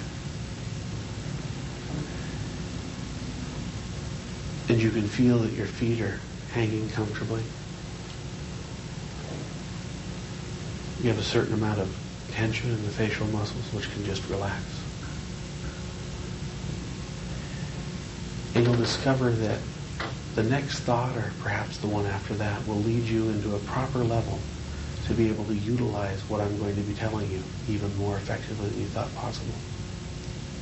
And whether you agree that it's more effective than you thought possible, or you just act as if what I'm saying is right, doesn't really matter, because you'll discover that it's very, very easy to feel good about going even deeper.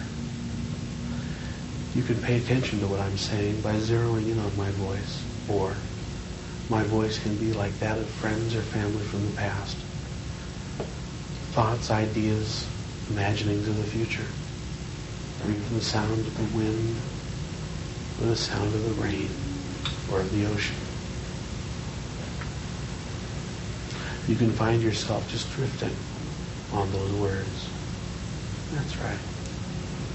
And enjoying that, maybe paying attention occasionally to what I'm saying consciously, and sometimes just letting it go. And yet you're unconscious now can easily create for you the ability to use these ideas and patterns in your day-to-day life. And as you use these patterns effectively, you'll find you begin to become motivated. You become full of desire to use these patterns, study them, make them available to you on an ongoing basis. In fact, you enjoy surprising yourself with just how many of them you can use naturally. And all of a sudden you stop and go, wow, I just used some of these patterns. Guess that hypnosis stuff works. And that'll be kind of fun to surprise yourself like that. And as you just alter even further, you can give yourself a suggestion like each time you go into a trance, you can go there more easily and more quickly and more effectively than the time before. And of course, that only happens when you choose to do it. It's under your control. And now bringing up all the rapport that you know how to feel inside when you feel really good about something, and latching that on to all of the ways you'd like to be able to use these patterns effectively and bring it all here. You could just enjoy being able to go throughout your life being happy, influencing people properly, being able to use hypnosis effectively, actualizing your life in the way you want to really get ahead and have fun. And however you represent that to yourself, whether it's very, very pleasurable or whether it's enormously satisfactory to you, I want you just to experience that comfort and that pleasure inward that you're feeling, realizing you're gaining the results you really want to gain. And if you take a moment to do that, it's an easy pill to swallow. You get so comfortable, and you know what you want.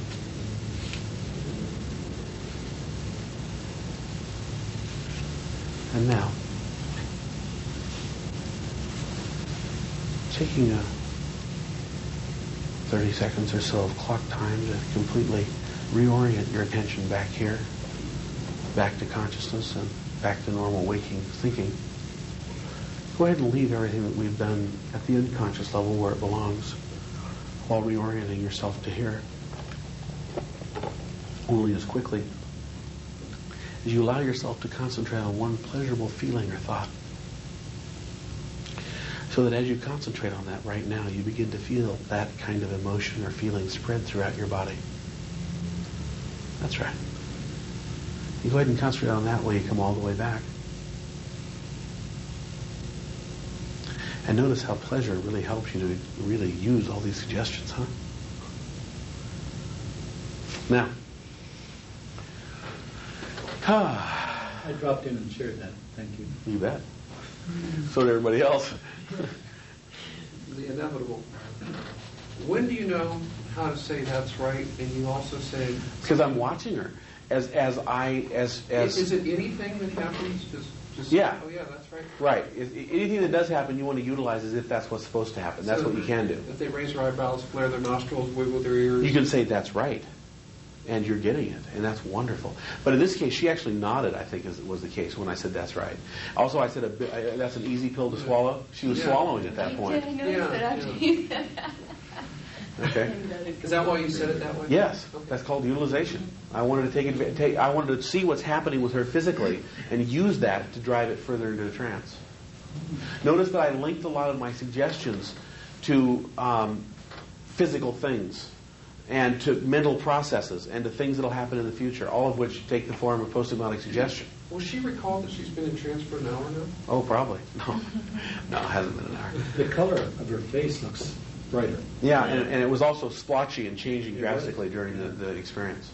I noticed you used a lot of embedded commands and also choices. I don't know if you're going to feel this or that. But always the choice was the way I wanted it to be. They're always in the form of double binds. Yeah.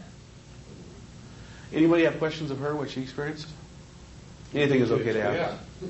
What did you experience? What did you feel? Did you feel like You want you to time tell was us about the suspended? experience. Did you feel very deep? Did you feel You must conscious know how of good what it you're feels to sit saying? up here with me. How But don't did tell I- him everything, okay?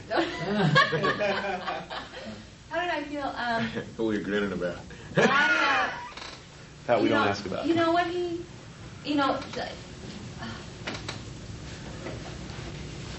when he talks to you, he doesn't like make it direct it. I mean, he directs things, but he doesn't. I mean, you make your own pictures up in your mind. You make your own criteria up.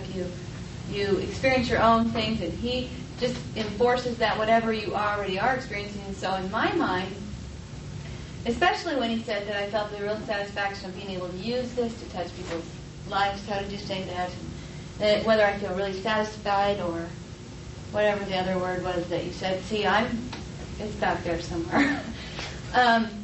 It's like, I mean, that's my ultimate goal and everything. And it just felt so wonderful.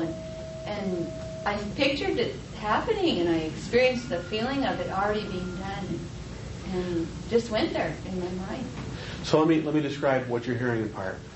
When you use indirect and permissive suggestions, you get this response. When you tell people, go into a trance now, change your life, use these skills or feel bad, when you order people around, like direct authoritarian hypnotists do, you get the response if they come back out of frustration. They'll be like, well, yeah, I guess I went into a trance. I don't know. Well, do you feel like you changed? No. It conformed within my own criteria. I mean, I felt... Remember early on in the training I demonstrated to you the difference between saying the wizard that had a black robe, that had a staff, that had you have to keep changing your picture. Okay, and then I said the black robe, staff carrying, hooded wizard popped in out of nowhere and changed the group of people in front of him, right? Okay, that's the effect of what I just did, is using that kind of speaking so that I never violated her pictures in her mind. Any picture she had was a good picture to have, and I supported it and then made it change to where I wanted it to go. That's the indirect language that you heard. Okay? And all of you can do that now. You didn't hear me do anything tricky, did you? Not much. Except that you had so much dialogue just right there. That's called patter.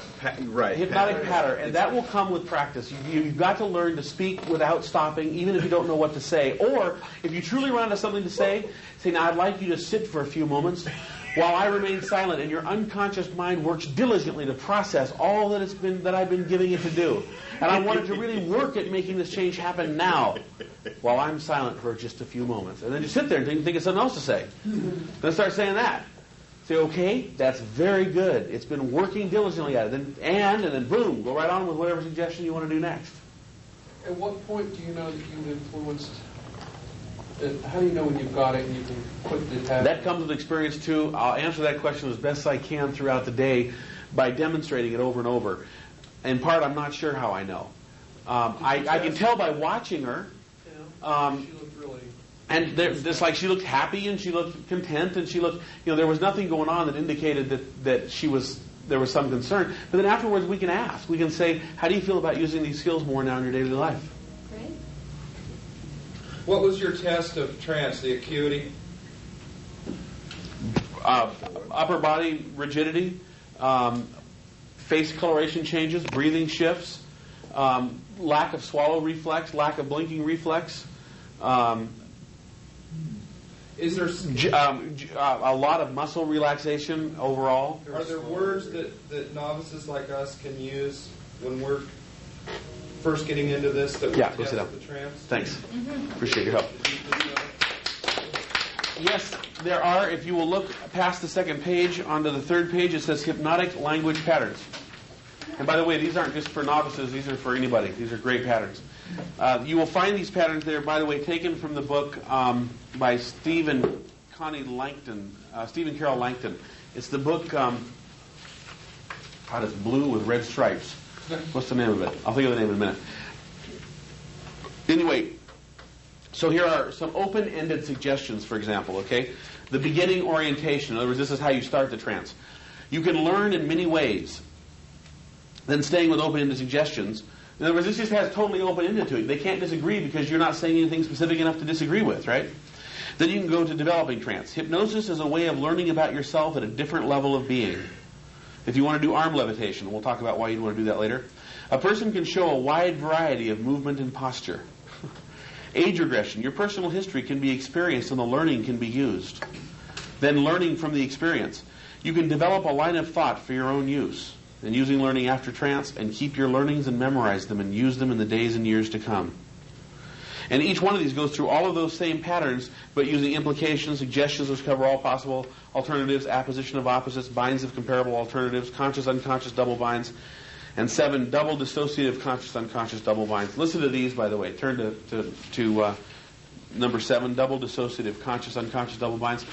One of the biggest hypnotic patterns that you can ever learn to do is to dissociate someone. Okay? Dissociation is absolutely trance. So, for example, when I step aside and say, oh, he would have said that, but not me, I'm dissociating them from me being a bad guy here to being a good guy here. You follow that? Okay, but if I start dissociating you, and the thoughts that the brain is having next may really surprise you. See, that's like, well, who's in control of the brain then? You're not, because it's surprising you what it's doing. You see? That's dissociating you, and that's really, really powerful. Okay, listen to some of these. Beginning orientation. Your conscious mind may have begun with the aid of your unconscious, or perhaps your unconscious is ready to begin with any aid you can offer consciously. They're fascinating patterns. I love these patterns. Developing trance. Would you prefer to let your conscious mind lead your unconscious into a trance, or your unconscious to lead your conscious mind into trance? It's like these patterns are a mind scramble, no matter how you look at it. But they make total sense. Arm levitation. Your conscious mind didn't know that your unconscious would choose your right or left arm to raise up. But the conscious mind could wonder which arm the unconscious chose. Your unconscious may let your conscious mind know how you lived in the past, or your conscious mind may already know what your unconscious can relive. And your conscious mind can be interested in what you learn from the experience. And your unconscious mind can take care of learning, of really learning from it.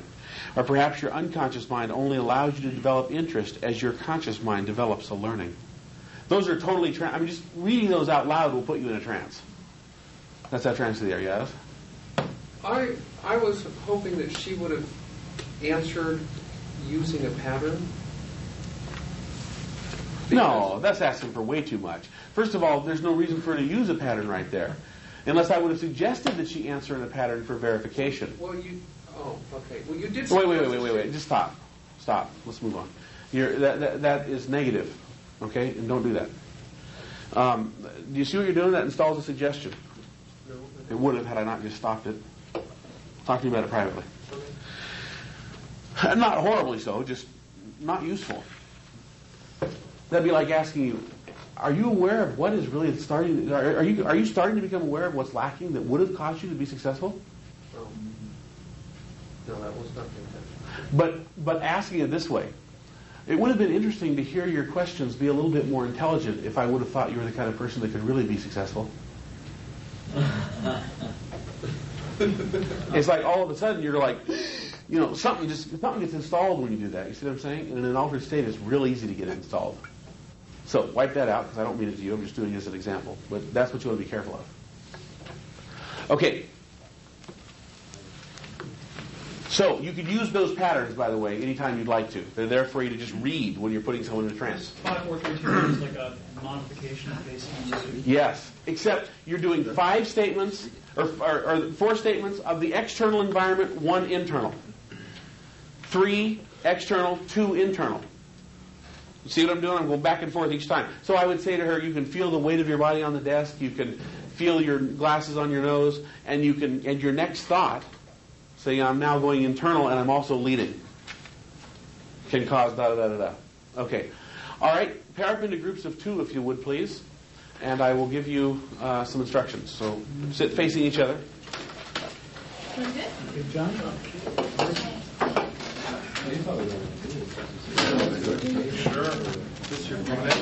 Hey, come on. Let's go. Can we put space between us? Or? Doesn't matter how much space, really.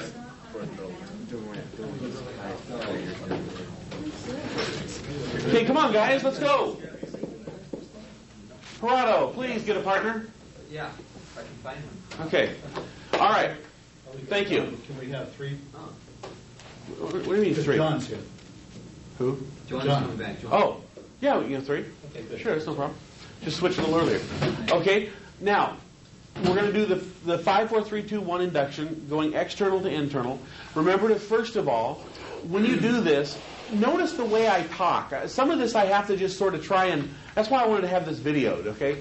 You'll notice the care I start having for the person and the way I really zero in on them and that kind of thing. I want you to start paying attention to that. How many of you have done work with me personally? I know a few of you have.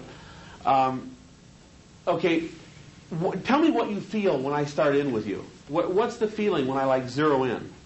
You honor where I am. I honor where you are. Okay, and how do I do that? What, in your opinion? Well, it seems like you're not studying it, I know, but you're very observant of what's happening to me. Yes. So the first thing I do is all of my senses go external. I stop thinking about what I'm thinking and feeling, and if my hair's okay, and if I look good on tape, and I think about what's going on with you. How can I help you? How can I totally serve you? I lock on like a pit bull locks onto someone's leg. I will not let go until I get you help. All right? And then I set a strong outcome in my mind. I'm going to get what they want. I'm going to get it for them. And then I take over as though I have absolute authority and the ability to do what it is I'm going to do. So keep all those in mind, because all those things will help you. All right, the first thing I want you to do is ask your partner what they want. Something simple, something like, in general about what they're learning. All right? Once they tell you that, say, okay, fine, close your eyes. Just get used to telling someone, close your eyes and let's begin. And they'll go, and then begin. 5, 4, 3, 2, 1. All right? So we'll give you about 5 minutes or so each, or a good 5 minutes, then I'll tell you to switch, okay? So if you do finish, go ahead and switch anyway, and don't be disruptive when you come back out so everyone else can go ahead and finish. All right? Go ahead and begin. Cut the tape.